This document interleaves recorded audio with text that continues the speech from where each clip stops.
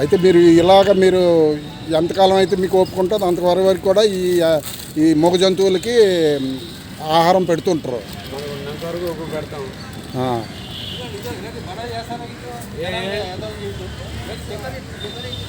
వెళ్ళిపోతాయి, యూట్యూబ్లోనే వస్తుంది ఇప్పుడు. ఇది తిడుతుండే ఇప్పుడు ఇతను ఉన్నారండి, అతను యానిమల్స్కి పెడుతున్నాడు, అతన్ని తిడుతున్నాడు.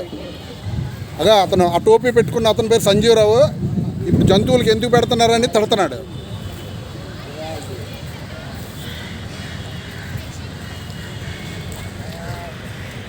కూడా రకరకాల మెంటాలిటీతో ఉంటారు. ఇవి పట్టించుకోకుండా నైస్ అంటే పార్క్లో తిరుగుతున్నాం. ఇక్కడ అబ్జర్వేషన్ చేసింది ఏంటంటే కుక్కల్ని ఏకైక వ్యక్తి అభిమానిస్తున్న వ్యక్తి మన శంకర్ అనే వ్యక్తి. స్టీల్ ప్లాంట్ రిటైర్డ్ అయిన శంకర్ కుక్కల్ని అభిమానిస్తూ కుక్కలు ప్రేమిస్తాడు. ఆ యొక్క ప్రోత్సాహం కూడా రమణ గారు ఇస్తున్నారు.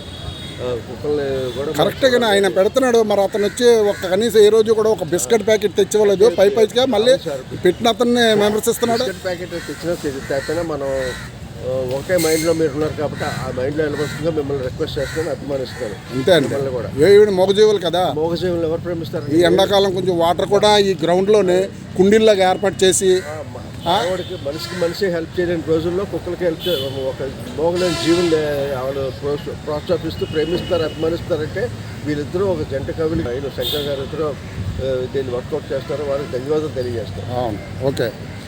Steel plant retired 2019. మీరు ఏమైనా యూనియన్ ఆఫీసులకి అట్లకి ఏమైనా ట్రేడ్ యూనియన్లకి ఏమైనా పోస్టులు ఉన్నాయా? ఉన్నామండి, ఐఎన్టీసీ ట్రేడ్ యూనియన్లో ఉన్నాం. ఓకే. దాన్ని కూడా ఈ పార్క్లో శంకర్ అనే వ్యక్తి రమణ గారిని కూడా మేము అభిమానిస్తున్నాం. ఓకే.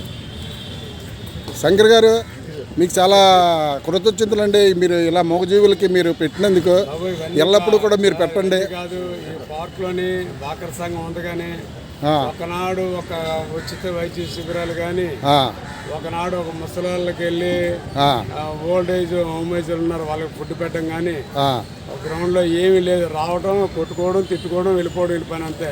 ఆ పిక్నిక్లు ఇంకో పని లేదు.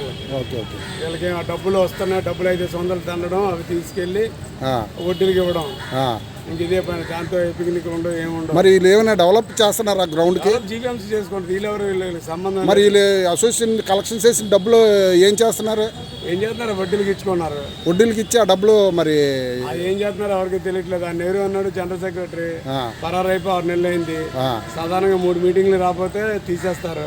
అయినప్పటికీ వీళ్ళ పర్సనల్ లబ్ధి కోసం ఆయన ఉంచారు. ఆయన పర్సనల్ లబ్ధి కోసం. మీరు మరి దీని మీద కార్పొరేషన్కి ఏమైనా కంప్లైంట్ ఏది చేయడం జరిగిందా?